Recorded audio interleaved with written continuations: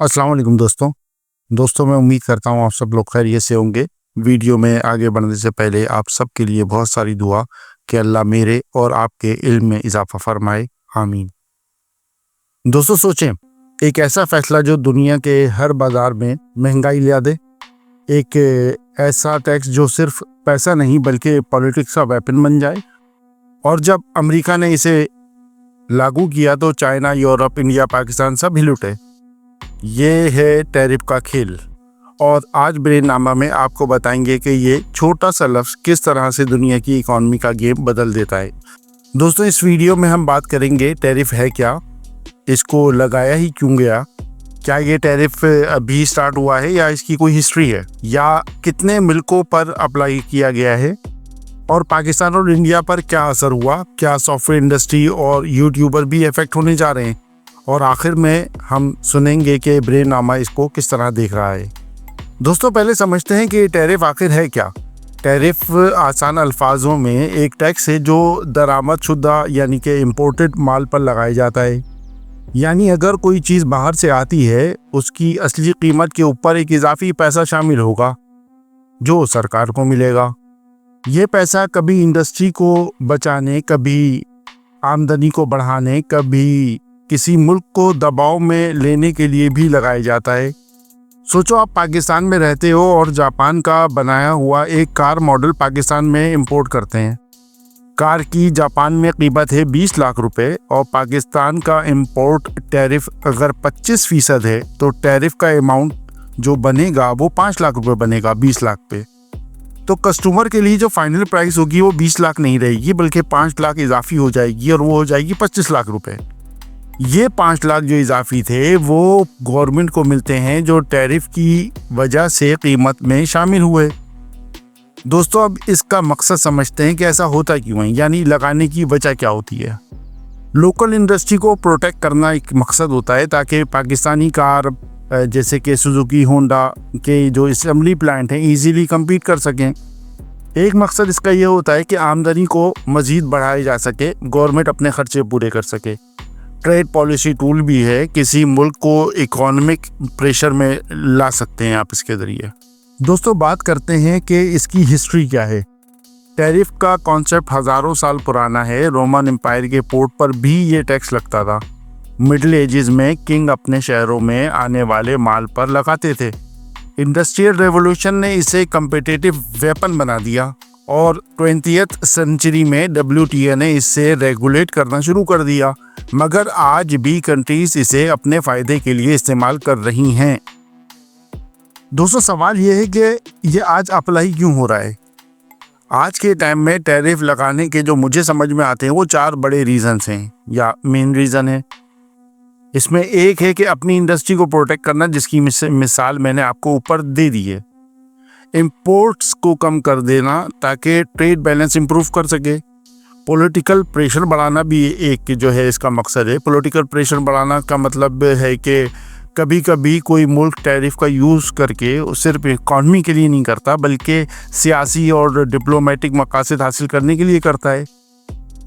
समझने के लिए एक सिंपल एग्जांपल है। सोचो USA का किसी मुल्क के साथ पॉलिटिकल मसला चल रहा हो, जैसे उस मुल्क ने किसी इंटरनेशनल एग्रीमेंट को रिस्पेक्ट नहीं किया या कोई ऐसा ग्रुप को सपोर्ट कर दिया जो USA को पसंद नहीं। अब USA डायरेक्टली वॉर नहीं करेगा लेकिन टैरिफ बढ़ाकर उस मुल्क की इकॉनमी को प्रेशर में डाल देगा। इससे होगा क्या, इससे इस मुल्क की एक्सपोर्ट महंगी हो जाएंगी, वहाँ के मैन्युफैक्चरर को प्रॉफिट कम होगा। लोकल लोग और कंपनीज अपनी सरकार पर प्रेशर डालेंगे कि पॉलिसी बदलो वरना हमारी इकॉनमी तबाह हो जाएगी। यानी टैरिफ को एक इकोनॉमिक डंडा बना दिया और फिर उसका यूज़ किया जाता है ताकि दूसरे मुल्क की पॉलिटिक्स जो पॉलिटिकल इंस्टांस है उसको चेंज किया जा सके।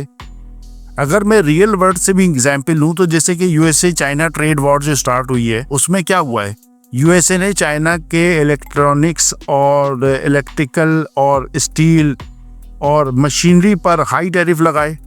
ऑफिशियल रीज़न क्या दिया गया था, ट्रेड इम्बैलेंस था, लेकिन असल में ये भी एक तरह का पॉलिटिकल सिग्नल था कि चाइना अपनी अनफेयर प्रैक्टिसेस और इंटेलेक्चुअल प्रॉपर्टी थेफ्ट बैन कर दे।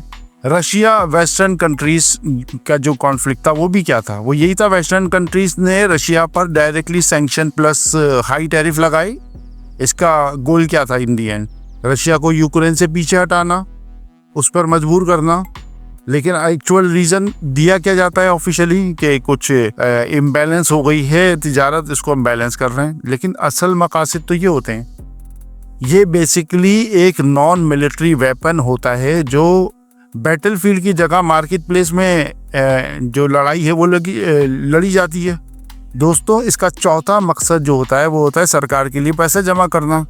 लाजमी बात है, टैरिफ लगेगा, टैक्स लगेगा तो लोग इजाफी पैसे पे करेंगे और वो पैसा डायरेक्टली टैरिफ की मद में गवर्नमेंट को आएगा और गवर्नमेंट उससे अपना जो कि रोज़मर्रा के काम है या उनके जो खर्चे हैं उसको बर्दाश्त करने में मदद मिलेगी।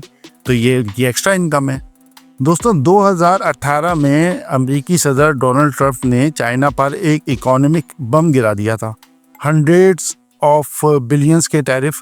वजह अमेरिका के मैन्युफैक्चरिंग जॉब को वापस लेना और चाइना के साथ ट्रेड जो डेफिसिट था उसका जवाब देना।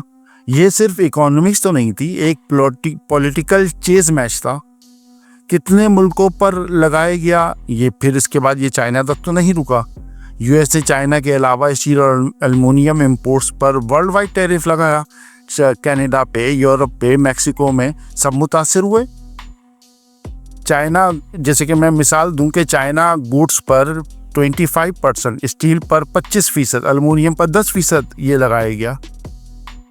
लेकिन दोस्तों, फिर एक सवाल है कि ये सब कुछ तो हो गया, लेकिन इस पर यूएसए का अपना क्या फ़ायदा हुआ? तो शॉर्ट टर्म में रेवेन्यू तो बढ़ गया, टैरिफ लगाने से रेवेन्यू बढ़ गया, लेकिन लॉन्ग टर्म में प्राइसेस ऊपर गए। फार्मर्स को नुकसान हुआ क्योंकि चाइना ने काउंटर टैरिफ लगाए।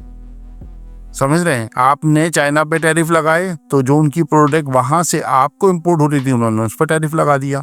यानी जो पैसा आया उसका एक हिस्सा महंगाई ने खा लिया। अब ये तो रही दोस्तों उस रीजन की बात जो यूएसए से लेके चाइना तक पे है।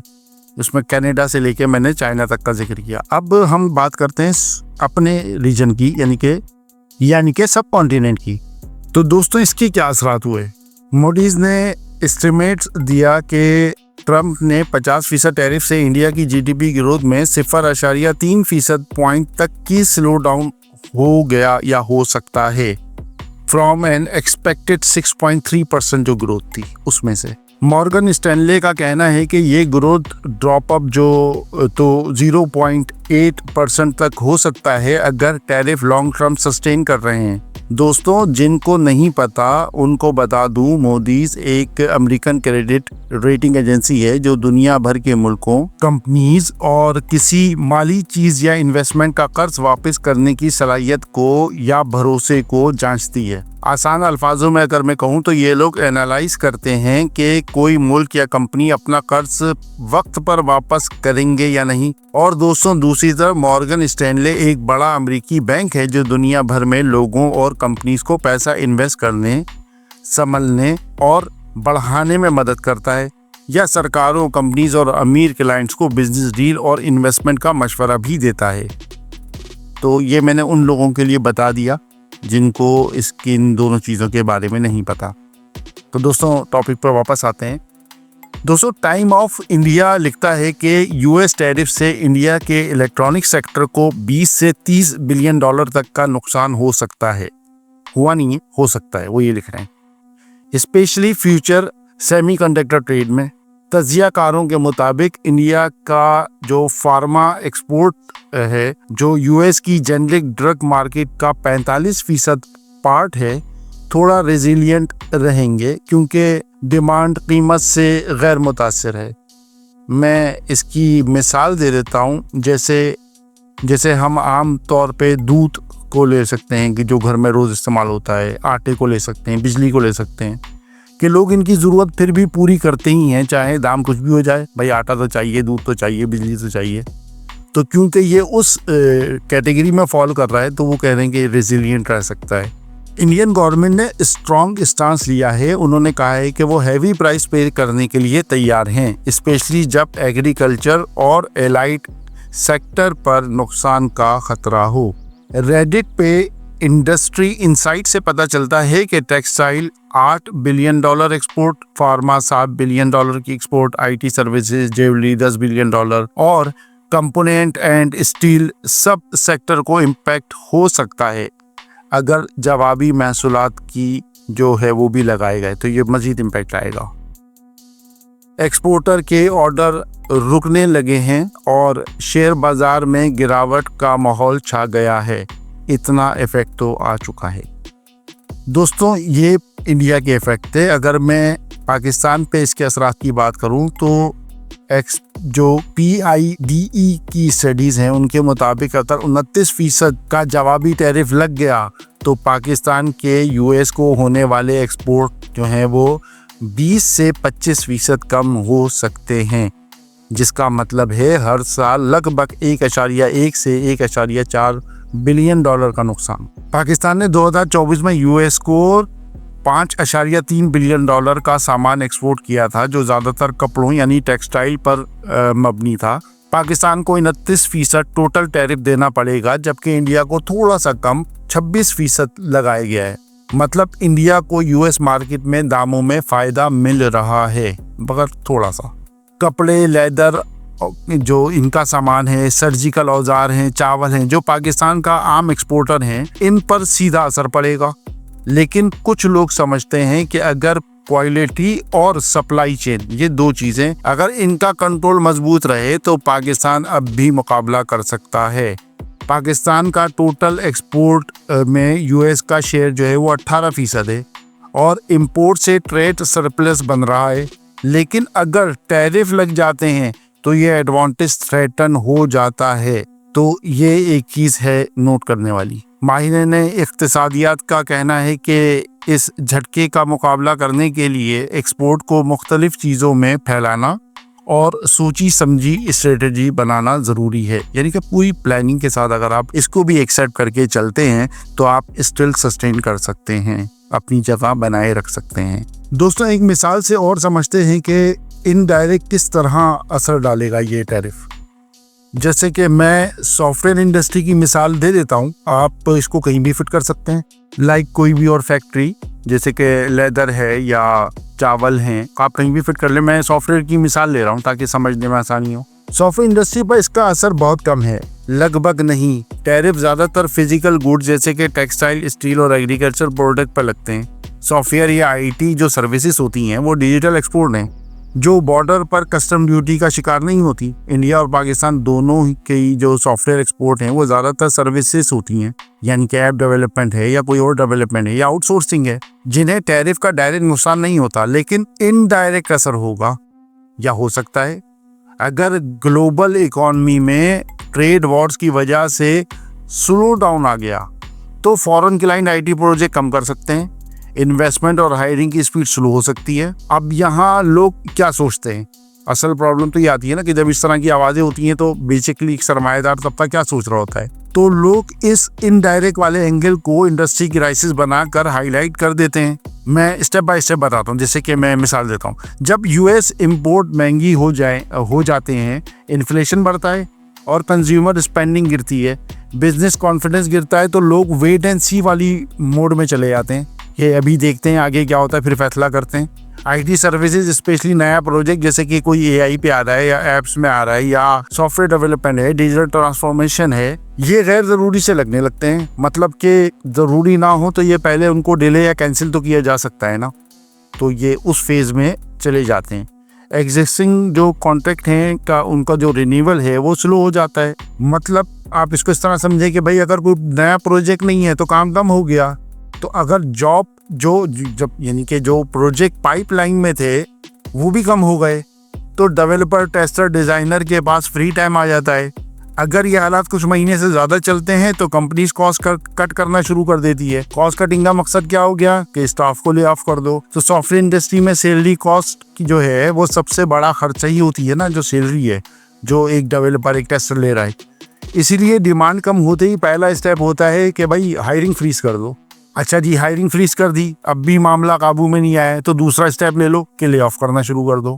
इसका मतलब प्रॉब्लम टैरिफ नहीं है, उनका चेन रिएक्शन है। अब इसी जो मैंने आपको मिसाल दी है ना, आप किसी भी इंडस्ट्री पे ले आए इसको, अगर उसको डायरेक्ट इम्पैक्ट आ रहा है तो वो तो बात अलग है, बट इनडायरेक्ट भी पड़ेगा। ऐसा नहीं है कि वो अभी इफेक्ट नहीं कर रही या कोई प्रॉब्लम नहीं कर रही या कुछ मसले नहीं आ रहे तो वो लॉन्ग टर्म ऐसे ही रहेगा, नहीं, वो आ सकते हैं। इन दी एंड तो जो भी कुछ मार्केट में जो वर्ल्ड लेवल पे हो रहा है उसका असरअंदाज तो वो चीज़ें होंगी। तो उसकी मैंने आपको मिसाल देके समझाया है कि वो इनडायरेक्ट हो रही हैं। अगर यूएस इकॉनमी स्लो होती है तो सॉफ्टवेयर डिमांड भी तो स्लो हो जाएगी ना, या कोई सी भी चीज़ की डिमांड स्लो हो जाएगी। मैं सॉफ्टवेयर की इसलिए बात कर रहा हूँ कि मैं मिसाल उसकी दे रहा हूँ।